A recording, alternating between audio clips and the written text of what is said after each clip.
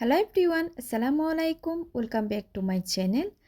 আজকের এপিসোডে আমি আপনাদের সাথে শেয়ার করব খুবই মজাদার একটা পারফেক্ট স্পঞ্জ কেকের রেসিপি। সেটা হচ্ছে অরেঞ্জ স্পঞ্জ কেক। আমি ডিটেলস আকারে শেয়ার করেছি। আপনারা স্কিপ না করে সম্পূর্ণ ভিডিওটি দেখতে থাকুন। আশা করি আজকের রেসিপিটা আপনাদের ভালো লাগবে। রেসিপিটি ভালো লেগে থাকলে প্লিজ আমার চ্যানেলটা সাবস্ক্রাইব করার জন্য অনুরোধ রইল। চলুন তাহলে রেসিপিটি শুরু করা যাক। স্পঞ্জ কেকটি তৈরি করার জন্য প্রথমে আমি শুকনো উপকরণগুলো ছেলে নিব। তার জন্য একটা ছাঁকনিতে 1 কাপ পরিমাণ ময়দা দিয়ে দিচ্ছি। আরও দিয়ে দিব 2 টেবিল চামচ পরিমাণ কর্নফ্লাওয়ার। কর্নফ্লাওয়ারটা কেন দেওয়া হয়? সাধারণত আমাদের দেশে যেসব ময়দা পাওয়া যায় সেগুলা অনেক বেশি স্ট্রং হয়ে থাকে। কেক বানালে কেক শক্ত হয়ে যায়, তাই আমরা ময়দাটাকে উইক করার জন্য কর্নফ্লাওয়ারটা ব্যবহার করি। আরও দিয়ে দিব 1 চা চামচ পরিমাণ বেকিং পাউডার, 1/4 টিস্পুন পরিমাণ লবণ, 1 চিমটি পরিমাণ বেকিং সোডা দিয়ে দিয়েছি।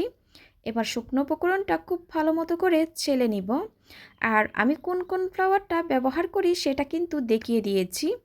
এবার একটা স্প্যাচুলার সাহায্যে খুব ভালো মতো করে শুকনো উপকরণটা মিশিয়ে নিব। শুকনো উপকরণটা মিশিয়ে নেওয়া হয়ে গেলে এক পাশে ঢেকে রেখে দিব। অন্য একটা পাত্রে রুমের স্বাভাবিক তাপমাত্রায় 4টা ডিম নিয়ে নিচ্ছি। ডিমের কুসুম আর সাদা অংশটাকে এভাবে করে আমি আলাদা করে নিব। এবার কুসুমটাকে এক পাশে ডেকে রেখে দিব। এখানে আমি 3/4 কাপ পরিমাণ চিনি দিয়ে দিব, যেটা আমরা রেগুলার চিনি খাই। অল্প পরিমাণ চিনি দিয়ে আমি একটা ইলেকট্রিক বিটারের সাহায্যে মিডিয়াম স্পিডে বিট করে নিচ্ছি 1 থেকে 2 মিনিট পর্যন্ত। আমি এখানে কোনো ধরনের হোয়াইট ভিনেগার বা সাদা সিরকা ব্যবহার করি নাই আজকের কেকটাতে। অনেকে জিজ্ঞেস করবেন তাই বলে দেওয়া হয়েছে। আমি খুব ভালো মতো করে লো স্পিডে বিট করে নিচ্ছি 1 থেকে 2 মিনিট পর্যন্ত। চিনিটা যখন খুব ভালোভাবে গলে যাবে আমি আবারও চিনি দিয়ে দিব। এভাবে করে আমি চিনিটা অ্যাড করতে থাকবো। যারা আমার চ্যানেলে নতুন এসেছেন প্লিজ সাবস্ক্রাইব করার জন্য অনুরোধ রইল। সাথে থাকা বেল আইকনটি ক্লিক করবেন। এতে করে আমি কোনো রেসিপি আপলোড করলে আপনারা সাথে সাথে নোটিফিকেশন পেয়ে সবার আগে রেসিপিটি দেখতে পারেন। এবার বাকি চিনিটুকু দিয়ে আমি আবারও বিট করে নিচ্ছি 3 থেকে 4 মিনিট পর্যন্ত, বা সম্পূর্ণ চিনিটুকু গলে যাওয়া পর্যন্ত। চিনিটা কিন্তু খুব ভালো মতো করে গলে গিয়েছে। এই পর্যায়ে কিন্তু বিটারের স্পিডটা একটু বাড়িয়ে দিয়ে আমি বিট করে নিচ্ছি। ডিমের ফোমটা যখন এরকম সাদা ফোমে হয়ে আসবে আমি বিটারটা অফ করে দিব। এই পর্যায়ে আপনারা যে স্পঞ্জ কেকটি তৈরি করবেন ওই ফ্লেভারটা অ্যাড করে দিতে পারেন। আমি আজকে অরেঞ্জ স্পঞ্জ কেকটি তৈরি করব, তার জন্য এখানে 1 চা চামচ পরিমাণ অরেঞ্জ ইমালশন দিয়ে দিয়েছি। আরও দিয়ে দিয়েছি 2 টেবিল চামচ পরিমাণ রান্নার রেগুলার তেল। এবার একটু বিট করে নিয়ে তারপর আমি ডিমের কুসুমটা অ্যাড করে দিব। ডিমের কুসুমটা দিয়ে দেওয়ার পর আমি 10 থেকে 15 সেকেন্ড বিট করে নেব। এর চেয়ে কিন্তু বেশি বিট করতে যাব না, ওভার বিট করলে ডিমের ফোমটা বসে যাবে। বিট করা হয়ে গেলে আমি বিটারটা অফ করে একপাশে রেখে দিব। এবার আগে থেকে চেলে রাখা শুকনো উপকরণগুলো আমি আরেকবার চেলে দিয়ে দিব। অনেক সময় কিন্তু আমি এই শুকনো উপকরণটা 2 থেকে 3 বার করে চেলে দিই, এতে করে স্পঞ্জ কেকটি খুব ভালো হয়। এবার অল্প পরিমাণ শুকনো উপকরণ দিয়ে একটা বিটারের কাটার সাহায্যে শুকনো উপকরণটা আমি আলতো হাতে মিশিয়ে নিচ্ছি। আপনারা চাইলে এই কাজটা একটা হ্যান্ড হুইক্সের সাহায্যে বা একটা স্প্যাচুলার সাহায্যেও মিশিয়ে নিতে পারেন। শুকনো উপকরণটা খুব ভালো মতো করে মিশে যাওয়ার পর আমি আবারও শুকনো উপকরণটা দিয়ে দিব।